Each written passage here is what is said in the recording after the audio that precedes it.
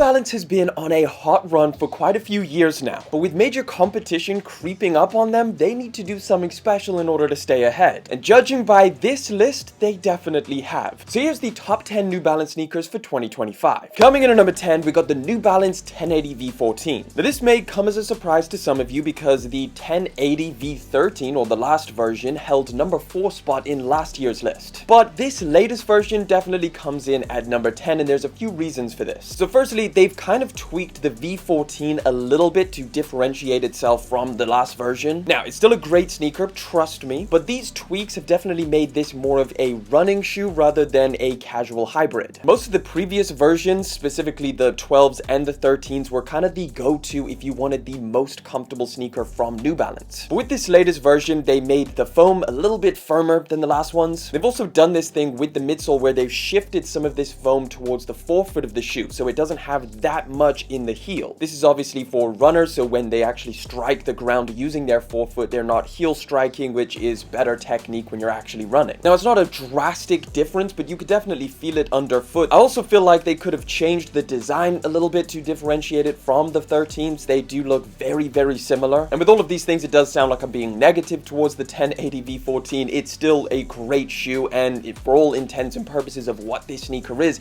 it's definitely got some improvements over the 13s, but they're just more running improvements rather than the casual hybrid. Either way, still incredibly comfortable and definitely one of the better options that you can get from New Balance. But coming in at number 9, we got the 990 V6. Now, this is a good old faithful from New Balance. Basically the flagship sneaker from them. It's the go-to if you want the highest quality, the best materials possible, and of course the greatest craftsmanship in a sneaker. But with all of this, of course, you are going to have to pay a higher price tag, these coming in as definitely one of the more premium and expensive options from New Balance. Now, as the name suggests, this is the 6th version of New Balance's 990 lineup, so it's the latest one. I don't think a 7th version is coming anytime soon. These things are not something that they drop frequently. But overall, this model and sneaker is great. It's incredibly premium with both made in the USA and made in the UK versions. Got a bunch of really nice colorways and great collaborations, and especially a ton more coming up this year. So yeah, this is kind of the ultimate dad shoe and definitely takes number 9 on the list. Coming in at number 8, we've got the brand new Rebel V4. A big trend starting in 2024 and definitely bleeding into 2025 is people using running shoes as kind of a hybrid between casual and then actually running in them. I think people are just more focused on what's super comfortable, and that tends to be running shoes. And also, if you're spending $150 on a pair of shoes, it's nice if you're able to run and then also walk around casually in them. And the Rebel V4 definitely does both of these pretty well. It does lean a little bit more into the running category, but overall it's extremely lightweight, extremely comfortable with one of the softest cushioning foams underfoot. These also have that foam shifting thing where a lot of the foam stack is towards the forefoot and you can feel that underneath. But overall, if you wanted something that's like super lightweight, super comfortable, whether it is for running or whether you're just walking around casually, these are definitely a great option. Not to mention that they're also pretty affordable in this category compared to other brands offering similar things. Coming in at number 7, we've actually got the newest sneaker model from New Balance on this list, and that is the Fuel Cell Trainer. Now, this one does come with a pretty big asterisk behind its name, and that's because it is so new. It initially just launched in 2 different colorways as part of a collaboration. To be honest, I'm not the biggest fan of these 2 colorways, but if they do what I believe they will do in 2025, which is launch this pair of shoes as a GR, it could be one of the best everyday options out there. It basically combines New Balance's highest tech foam within the midsole, taking it from the New Balance 1080 V13, and pairs that with a retro runner style upper, which basically combines 2 of the things that New Balance does very, very well. Now, creating a hybrid shoe like this is definitely not new. Nike and Adidas have been doing stuff like this for a while. Nike did it with their Zoom X cushioning. Adidas did it with their Light Strike cushioning as well, making something that's incredibly comfortable for everyday wear. So it makes sense that New Balance would add this to their lineup, and I think if they do this right, launching the right colorways, maybe the right collaborations, this could definitely be one of the best hybrid everyday shoes on the market. I think that this style and this look just works perfectly for New Balance compared to what other brands have done. The retro style upper with the mesh and the fused overlays, I think looks really, really good. And I think with this specific model, the way the New Balance did it, it doesn't look like a random mashup of like a running shoe and a retro shoe. It just kind of looks like a complete package. But yeah, overall, easily one of the most comfortable shoes that you can buy from from New Balance. I think they look really good. Not a big fan of the colorways, but overall, hopefully if they do some GR ones, this will make it as one of the best New Balance shoes you can buy. At number 6, we got the New Balance More V5. Now this one is mainly for people who just want the maximum amount of cushioning in a shoe pretty much possible. So this has, as you can see, an unbelievably tall stack of foam. And initially, I thought these things were going to be pretty ridiculous on foot and feel a little bit impractical walking around. But to my surprise, they feel great. In fact, they feel even better and more stable than the 1080 V14s. It really doesn't have that, oh my god, I might snap my ankle type feeling to them at all. It's also pretty affordable for what it is. It does have a lot of similarities to the 1080 V14 in terms of like the upper looks somewhat similar, but they actually come in cheaper than the 1080s as well. It also doesn't have that feeling that the 1080s and the Rebel V4 has where like most of the foam is in the forefoot, so you don't have the lacking cushioning in the heel. So it's kind of perfect for like everyday wear and walking around. Now granted, I do think that the sheer amount of foam in these things do make it quite an acquired taste visually, but if you don't care and you just literally want the most comfortable shoe from New Balance possible, this is it. Taking the number 5 spot, the New Balance 2002. Now this is still one of the most popular sneakers that you can get from New Balance, and that's for a good reason. It's a super good looking pair of shoes. They've done a bunch of really cool versions, collaborations, and really good colorways. They're also obviously very comfortable. You can find a lot of really kind of luxury type material feeling ones as well. Because they've been around for a long time, there's plenty of different versions that you can find in this model. Overall, if you're looking for one of the best everyday sneakers, this is definitely it. I wear mine all the time. I've taken it traveling, which has been an absolute godsend, spending days out walking around all day long. The only kind of caveat or problem I have with this pair of shoes is that because the popularity of it kind of peaked in 2023, New Balance doesn't focus as much on this pair of shoes. So you don't see too many new versions and new collaborations now like you did back then. Nevertheless, they are still doing collaborations and new stuff with this model in 2025. It just might not be as much as they once did. Now, taking the number 4 spot has to be the New Balance 1000. Now, this is a sneaker with plenty of life still left in it. In fact, it's pretty much brand new to the New Balance catalog, or I guess not technically a new sneaker model. It's something that they brought back from the 2000s. But yeah, like I said, these have only kind of just launched, so there's not that many options still to choose from. What they do have is a catalog of some pretty cool collaborations with Joe Freshgoods, Amy Leon Dore, and some really cool new colorways. My personal favorite has to be the two-tone pack. But this model is definitely going to be a big focus for New Balance for this year. In 2025, they are lined up to launch a bunch of new collaborations, a bunch of new colorways, and probably some new versions as well. In my opinion, it's a really good looking pair of shoes. It reminds me so much of like retro Nike models, like maybe some Air Max 95 with like the laces, maybe a little bit of Air Max 97 in there as well. The midsole is super soft and cushioned, so it feels great and super comfortable. I think if I had to pick one negative about this pair of shoes, it would probably have to be the price point. I think they're just a little bit more expensive than they technically need to be, but overall, definitely one of the best New Balance sneakers that you can buy. Right, as per usual, we need to get into some honorable mentions that I just had to talk about before getting into that top 3. First one being the New Balance 990 V4. Now, it's very similar to the V6, obviously. It's in the same kind of catalog, this just being the 4th version. In my opinion, one of the best, or if not the best looking version out of the entire lineup. You're getting the exact same high quality materials, craftsmanship, and all of that premium goodness. It's just got a slightly different look to it. Next honorable mention has to be the 530s. These are amazing value for the price. They look really cool. We're starting to see more collaborations on this model as well. So I really wanted to mention these things because they are a great option. It's just that for this price tag, New Balance has brought out a better version, at least in my opinion, of their affordable sneaker. We'll get into that in a second. And lastly, I've got to mention New Balance slip-ons and loafers. So New Balance has kind of pioneered this whole slip-on loafer thing where it's like a hybrid between a sneaker but it's also a loafer. They did it with the 9060s, the 610s, and then one that absolutely broke the internet, the 1906 loafers. Now, if I was someone who actually wore loafers, I think this would be something that's just so cool. I don't wear them and I still love them. It's a comfy, clean looking pair of shoes that is just like an interesting look to it. It's definitely not going to be for everyone, but I could just imagine the comfort that you would get in something like this versus a traditional loafer is just going to be not even something that you can compare. I think this category is going to become pretty popular, and I think New Balance starting the whole wave just makes a lot of sense. All right, let's get into this top 3, and we gotta kick this off with with the 9060s. Now this has long been like my favorite New Balance model ever since they launched it back in 2020 or 2022. I love the design. I love the fact that they feel super premium with great materials. They're incredibly comfortable, and it's like such a good looking pair of shoes. There's pretty much just no compromise that you have to make with them. In my opinion, it's like the perfect New Balance. The only reason that they're not number one is that because they've become so popular, and again, their peak of their popularity was like a year ago, New Balance is probably going to be putting less focus on this model, so we might not see that many new colorways, new versions, and new collaborations in 2025. But other than that, this is still an amazing pair of shoes, and if you haven't tried it out yet, I definitely recommend. Coming in at number 2 is the New Balance 740. So this is the affordable model that I referenced when I was talking about the 530s as kind of like a replacement, although I wouldn't say it's necessarily a replacement. You've just got two options that are somewhat similar. They literally have the identical midsoles. I just think the design of the 740 is a lot more current, and it just, in my opinion, I think they look better. Now, this is also a very new sneaker model, only released in the later half of 2024, so there's only like a few different colorways and a couple collaborations that you can pick from. But that means that we know in 2025, this is going to be a big focus for New Balance, so we're going to see a ton more GR colorways, a ton more collaborations, and I'm sure new versions as well. I really like this sneaker. I bought the first colorway, absolutely loved it, wore it around for ages, and I think just like as an affordable sneaker, it's a great value proposition. Super comfy and super easy to style as well. So yeah, overall, one of my favorite sneakers right now from New Balance. But coming in at number 1 is the New Balance 1906. And honestly, I didn't really expect this pair of shoes to be number 1 just because it's been one of the most popular and one of the best for a long time now. But it's like New Balance has just thrown more gas on this sneaker model, and it's only becoming more and more popular. I've seen so many new versions, new collaborations, and new colorways on this sneaker like every single day that I've been like, damn, this is definitely a great option for 2025. The sneaker model itself has been tried and tested. It is incredibly comfortable, super good looking, and just a great pair of shoes overall. It does have the exact same midsole as the 2002s and the 860s as well. So if you've tried and liked either of those, the comfort of these is going to be just as good, if not better, with these types of uppers that they're putting on this pair of shoes. So yeah, I think we're going to see a ton of really interesting things from this sneaker model in 2025, so it definitely has to be at number 1. In my opinion, one of the easiest to style and definitely one of the best looking as well. But hey, let me know what you think of my list down in the comment section. If you want to catch another video, just click that one right over there.